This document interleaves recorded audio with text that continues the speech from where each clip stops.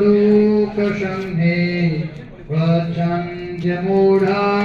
पदमाम्बयन्तात् न तद्भाषयते सूर्यो न शशाङ्को न पावकः यद्गत्वारनिवर्तन्ते तद्धाम परमं परं ममैव गृहीत्वैतानि संयान्ते वायुर्गन्धानिवासयात् अन्तं स्थितं वापि भुञ्जानं मां गुणान्वितं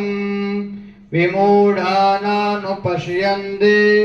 परन्यवस्थितं यतन्तोक्तात्मानो नैनं पश्यन्ते च सः यदादिजगतं तेजो जगद्भासयतेऽखिलं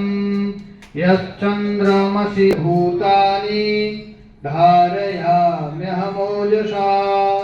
पुष्णामि चौषधी सर्वा सोमो भूत्वा रसात्मकः पचरमन्यं चतुर्विधाम् सर्वश्चाहं हृदि सन्निविष्टो मतः स्मृतिर्ज्ञानममोहनं च वेदामिमो पुरुषो लोके क्षरश्चाक्षर एव च क्षर सर्वाणि भूतानि कुतस्थोऽक्षर उच्यते उत्तमः पुरुषस्त्वन्यः परमात्मेत्युदायतः यो लोकत्रयमाविश्य बिभर्तव्य ईश्वरः इति गुह्यतमं शास्त्रमिदं मुक्तं मया। भगवान हरि भाई આગળ વિષ્ણુની પાછળ પાવની ગંગા જે છે પતિત પાવની કહેવાય છે, પાપીને પણ પાવન કરી દે ધોધ વહે છે એટલે એ તો પવિત્ર છે। વિચાર કરો જો ચરણમાંથી વહે છે અને એને આપણે આટલા પવિત્ર માનીએ છીએ અને જે પવિત્ર જ છે તો આ ગીતાજી તો ભગવાનના ચરણ નહીં શેમાંથી ઉત્પન્ન થઈ છે?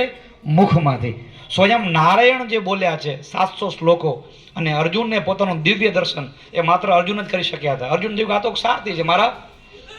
નારાયણમાં છે કારણ આ જે હોય અને આ તો ખાલી કૃષ્ણ પરમાત્મા છે। આ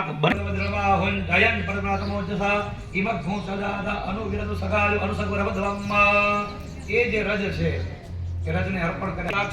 પ્રેત મોક્ષ પ્રદો ભવ અક્ષય પુંડરીકાક્ષ ભૂત પ્રેત મોક્ષ પ્રદો ભવ